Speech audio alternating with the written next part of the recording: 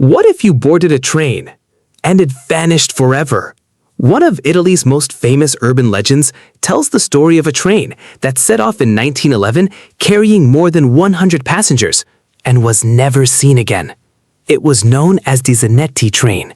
That day, 110 passengers climbed aboard for what was supposed to be a celebratory journey. Friends and family waved goodbye as the train slowly pulled away from the station. Everything seemed completely normal, until it approached a short tunnel carved through a mountain. The tunnel wasn't long. In fact, it should have taken less than 2 minutes to pass through. The train entered the tunnel. Everyone on the other side waited for it to emerge.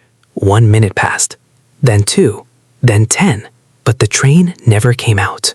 Panic quickly replaced curiosity. Search teams rushed into the tunnel, only to discover something impossible. There was no train, no wreckage, no damaged tracks, not a single clue that a train had ever been there. It was as if it had simply vanished from existence. But the mystery didn't end there.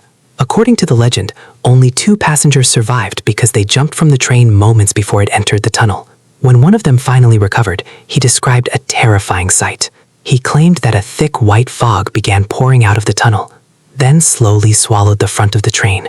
Realizing something was terribly wrong, he leaped from a window to save himself. The train, and everyone still on board, were never seen again.